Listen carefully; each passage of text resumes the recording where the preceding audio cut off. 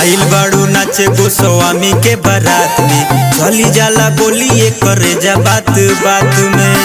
अरे तनी संभर के रहो। अरे बाप रे। आइल बाड़ू नाचे गोस्वामी के बारात में, चली जाला बोलिए करे जा बात बात में। ओ रवा में आओ आज नाचल जाई साथ में, गाल देखी मन करे काटली दांत से। तो देखत का बानी। अरे बोल का विचार बा? खाई भरो पेट चाहे को दिहिए जियान जी। अरे ये गिरी जी सुनी, खाई भरो पेट चाहे को दिहे जियान जी, रात भर मजाया जली ही गिरियान जी। खाई भरो पेट चाहे को दिहे जियान जी, रात भर मजाया जली ही गिरियान जी।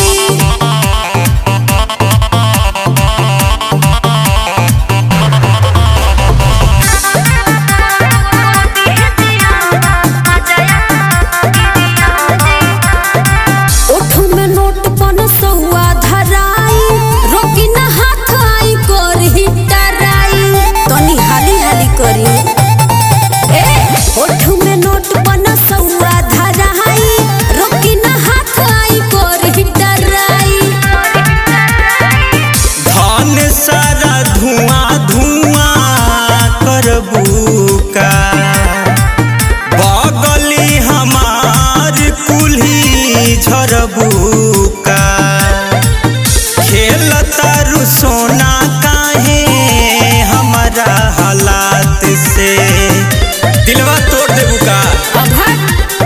खाई भरो पेट चाहे को दिहिए जियान जी। अरे फुल बॉडी रौरे है। खाई भरो पेट चाहे को दिहे जियान जी, रात भर मजाया जली ही गिरियान जी। खाई भरो पेट चाहे को दिहे जियान जी, रात भर मजाया जली ही गिरियान जी।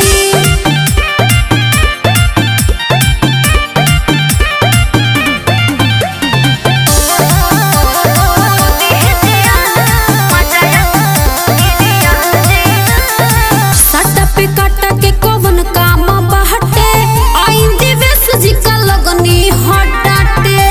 अरे खिसियात काहे बनी?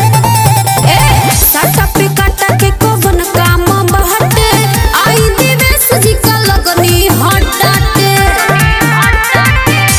दीपक हक से चूमा खाली मंगी है। अच्छा। दिवेश सीमा नहीं आपन लंगी है, थली तीर मेरी तहरा हमारा आघात से।